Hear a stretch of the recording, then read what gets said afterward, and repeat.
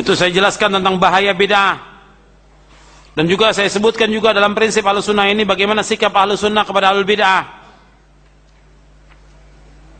Itu juga panjang lebar saya bahas. Bagaimana sikap Ahlussunnah kepada ahlul bid'ah.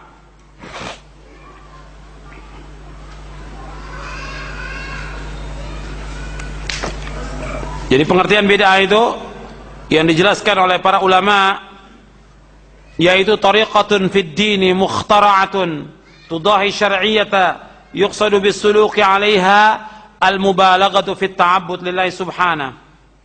Bid'ah adalah cara baru dalam agama yang dibuat menyerupai syariat dengan maksud tujuan untuk berlebih-lebihan dalam beribadah kepada Allah.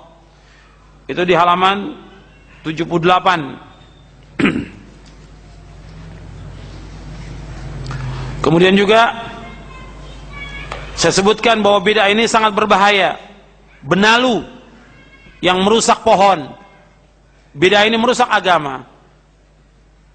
Jadi banyak orang mengaku, mereka mengatakan bahwa mereka mengikuti Ahlussunnah wal Jamaah. Kenyataan mereka berbuat syirik. Mereka menyembah-nyembah kubur, mengajak orang untuk menyembah kubur. Ini syirik. Meminta kepada wali, kiai, habib, dan yang lainnya. Meminta ke kubur mereka, datang ke kubur mereka. Ini syirkun akbar. Tawasul kepada mereka. Ini bid'ah. Tidak boleh. Kemudian mereka juga melakukan perbuatan-perbuatan bid'ah. Yang banyak sekali. Tapi mereka mengakunya Ahlussunnah wal Jamaah. Kalau mereka Ahlussunnah wal Jamaah, mereka anti kepada bid'ah. Anti syirik. Jauh dari perbuatan syirik. Menolak semua perbuatan syirik. Dan menolak jalan-jalan yang membawa kepada kesyirikan. Menolak segala macam perbuatan bid'ah. Dan bid'ah ini sangat berbahaya. Di zaman Nabi belum ada bid'ah. Sama sekali belum ada bid'ah di zaman Rasulullah SAW. Belum ada bid'ah sama sekali. Putih bersih kata Nabi, taraktukum ala mithlil bayda lailuha kanahariha la yazighu anha ba'di illa halik. Aku tinggalkan kalian dalam keadaan putih bersih. Islam ini putih bersih. Tidak ada bercak syirik, tidak ada bercak bid'ah, tidak ada, sama sekali putih bersih. Tidak ada khurafat. Bersih. Malamnya seperti siangnya. Dan barang siapa yang menyimpang dari jalan yang lurus ini, yang putih ini, pasti binasa. Jadi Islam ini Rasul tinggalkan dalam keadaan bersih. Dan Rasul ingatkan kepada umatnya setiap Jumat, kullu bid'atin dhalalah wa kullu dhalalatin finnar. Setiap bid'ah itu sesat dan setiap kesesatan tempatnya neraka.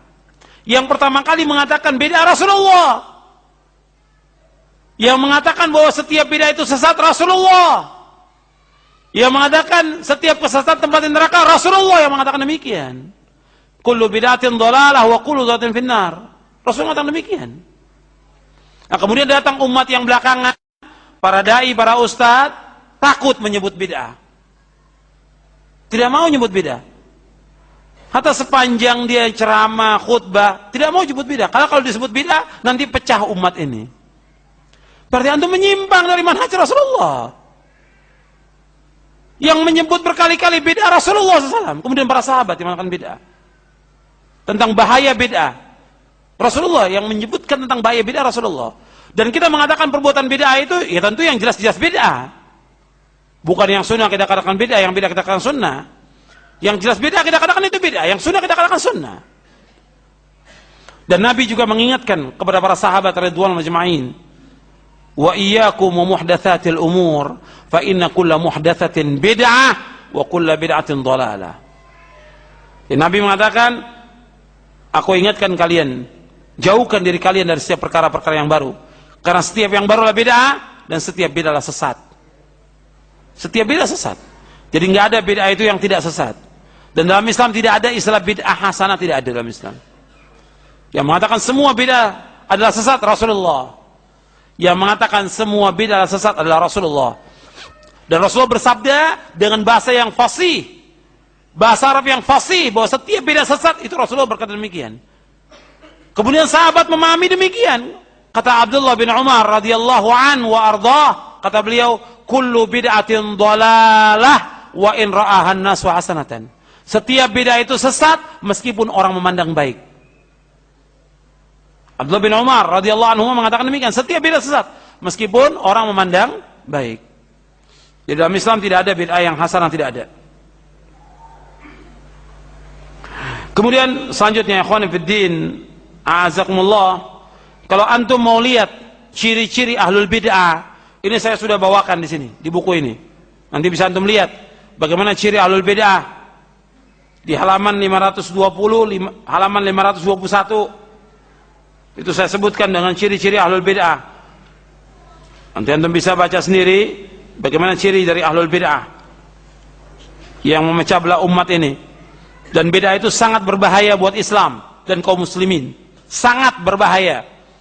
Maka dikatakan oleh Imam Sufyan Ats-Tsauri bahwa al-bid'atu ahabu ila iblis minal ma'siyah, wal ma'siyatu yutabu minha wal bid'atu la yutabu minha.